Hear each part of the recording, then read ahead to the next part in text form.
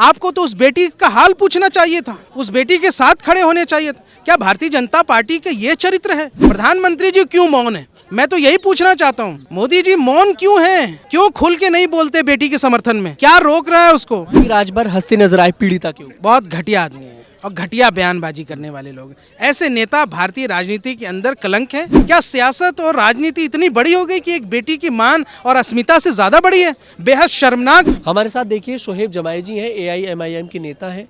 Sir, किस रूप से देखते हैं आज बड़ी जीत इस मामले में देखने को मिल रही है उन्नाव केस में?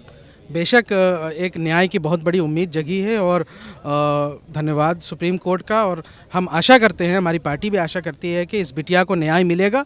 और जिस तरह के हालात आपने देखे कि बेटी के चेहरे पे वो जो एक उम्मीद की किरण जग रही है, तो आज तो मैंने देखा और उनकी माँ से बातचीत की। मैंने बैरिस्टर असदुद्दीन ओवैसी साहब का और पार्टी का पैगाम उनकी माँ को पहुँचाया और बताया कि किस तरीके से हम उनके साथ खड़े हैं इस न्यायिक संघर्ष में। एक मोरल सपोर्ट भी होना चाहिए, ये हिम्मत भी देना एक बड़ी बात है। जहाँ आप देखते हैं कि कुछ लोग जंतर मंतर पे कल इनके विरोध में खड़े हो गए थे। कोई बीजेपी का नेता आकर के पार्टी का नाराबाजी करने लगा था, उससे पूछा गया तो कहता मुझे नहीं मालूम था यहाँ पीड़िता है। तो भाई तुम क्या करने आए हो फिर? तो ऐसी हरकत जब हो रही है तो MIM पार्टी अपने जिम्मेदारी समझते हुए एक मोरल सपोर्ट देने के लिए उनको आई थी। और मुझे ये जो आज जो जजमेंट आया इससे बहुत उम्मीद जगी है और वाकई में कम से कम एक रोशनी दिख रही है। जिस तरीके से निचली अदालतों ने उन तमाम चीज़ों को ताक में रख करके, उन संवेदनशीलता को ताक में रख करके जैसे फैसले दिए थे, कम से कम उनके खिलाफ जो है इस तरह का जजमेंट आना ये बहुत बड़ी बात है। सर, BJP नेता ब्रजभूषण शरण सिंह की तरफ से एक बयान आया, ड्रामेबाजी शब्द जैसे का इस्तेमाल करा गया पीड़िता के लिए और सेंगर का बिल्कुल सपोर्ट कर रहे हैं। बेहद शर्मनाक। ब्रजभूषण शरण सिंह को आज यहाँ सुप्रीम कोर्ट आना चाहिए था और यहाँ उनकी माँ से मिलना चाहिए था, उस पीड़िता से मिलना चाहिए और पूछना चाहिए था। अरे आप नेता हैं बड़े, आपको तो उस बेटी का हाल पूछना चाहिए था, उस बेटी के साथ खड़े होने चाहिए था। क्या भारतीय जनता पार्टी के ये चरित्र है? तो अगर इस तरह का चाल चरित्र और चेहरा है आपका तो फिर ये देश भर में उजागर हो रहा है। प्रधानमंत्री जी क्यों मौन है? मैं तो यही पूछना चाहता हूँ, मोदी जी मौन क्यों हैं? क्यों खुल के नहीं बोलते बेटी के समर्थन में? क्या रोक रहा है उसको? क्या उत्तर प्रदेश की सियासत रोक रही है उनको? क्या जातीय समीकरण रोक रहा है उनको? क्या सियासत और राजनीति इतनी बड़ी हो गई कि एक बेटी की मान और अस्मिता से ज़्यादा बड़ी है? बेहद शर्मनाक। और हमारी पार्टी इसकी कड़े शब्दों में निंदा करती है। OP राजभर हंसते नजर आए पीड़िता के ऊपर।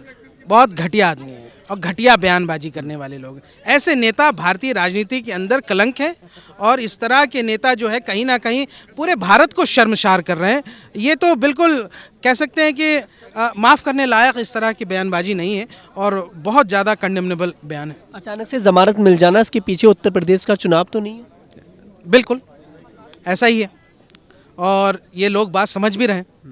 और इस तरह की जातीय राजनीति को साधने के लिए इस तरह की चीज़ें, जिस तरह से हमने देखा कि हरियाणा के चुनाव से पहले दूसरे जो बलात्कारी बाबा थे उनको पैरोल पे पैरोल मिल जाता है, यहाँ भी कुछ इसी तरह का जो है मामला लगता है। सर, उत्तर प्रदेश में बजरंग दल की बहुत दादागिरी देखने को मिल रही है। अभी क्रिसमस पर कुछ लोगों को पीटा गया, क्रिसमस मनाने पर क्रिश्चियंस को, और अभी एक मामला और उत्तर प्रदेश से सामने आया जिसमें लव जिहाद का नाम देकर एक बर्थडे पार्टी में जाकर मुसलमानों को मारा गया। चरमपंथी संगठन पूरे देश की छवि को, भारत की छवि को पूरी दुनिया में ख़राब कर रहे हैं। World is a global village now. तस्वीरें हर जगह जाती हैं, लोग देखते हैं, वैश्विक छवि हमारी ख़राब होती है, लोग बहुत गलत निगाहों से देखते हैं और डिप्लोमेटिक और जो हमारे कारोबारी रिश्ते हैं वो ख़राब होंगे।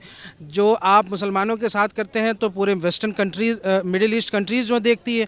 आज जो क्रिश्चियंस के साथ आप क्रिसमस के त्योहारों में कर रहे हैं, चर्च को तोड़ रहे हैं, पादरी को मार रहे हैं, किसी पास्टर को मार रहे हैं, तो भाई जो ईसाई बहुल देश है जहाँ पे हमारे लाखों भारतीय रहते हैं, आप उनको क्या यहाँ से, उनके लिए क्या छोड़ रहे हैं आप? तो उनके प्रति तो नफरत बढ़ेगा ना।